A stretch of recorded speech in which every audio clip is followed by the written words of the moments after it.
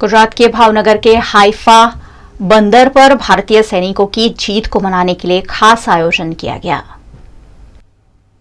23 सितंबर 1918 को पैलेस्टाइन में हाइफा बंदर को कब्जे करने के लिए लड़ी गई लड़ाई में भारतीय सैनिकों के विजय गाथा को भावनगर में मनाया गया।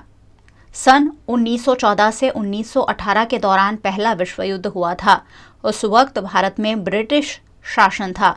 जर्मनी और ओटोमन साम्राज्य के सैनिक के सामने ब्रिटिश सेना लड़ रही थी। उसमें भावनगर, जोधपुर और मैसूर राज्य ने अपने सैनिक ब्रिटिश सेना की सहायता में भेजे थे। इन सैनिकों ने गाजा, जॉर्डन, दमास्कस, पैलेस्टाइन के प्रदेशों में लड़ाइयां लड़ी थी। 23 सितंबर को 1918 के रोज पैलेस्टाइन में हाइफा बंदर को कब्जे में किया गया था। दुश्मन के पास तोप, बंदूक, मशीन गन जैसे संसाधन थे, जबकि भारतीय सैनिकों के पास तलवार, भाले और तीर कमान जैसे देसी साधन थे। लेकिन हिम्मत, युद्ध कौशल्य और आधुनिक हथियारों से बढ़कर सभी सैनिकों का जज्बा बढ़ चढ़कर बोला और भारत की पहली पीढ़ी के किंग कमिश्नर्ड ऑफिसर भावनगर राज्य के कैप्टन जोरावर सिंह गोहिल की भूमिका में भावनगर राज्य के 87 इंपीरियल लांसर्स, 15 सिग्नलमैन सैनिकों ने शौर्य का परिचय इस युद्ध में करवाया था।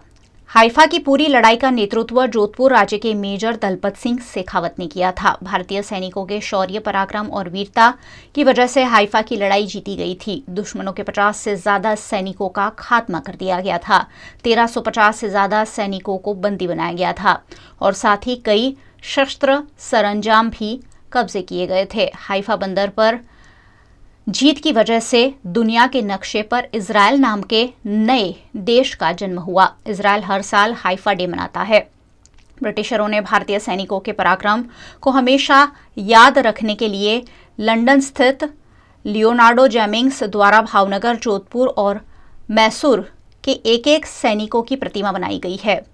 इन तीनों प्रतिमाओं को नई दिल्ली में साउथ एवेन्यू के पास 3 मूर्ति हाइफा चौक में स्थापित किया गया है। भावनगर राज्य के सैनिकों के ऐसे गौरवान्वित करने वाले प्रसंग को याद करते हुए उन्हें आदरांजलि दी गई। इस मौके पर भावनगर के युवराज जयवीरराज सिंह जी की उपस्थिति रही। साथ ही सैनिकों और एनसीसी कैडेट्स समेत के लोग भी यूनिफॉर्म में शामिल हुए।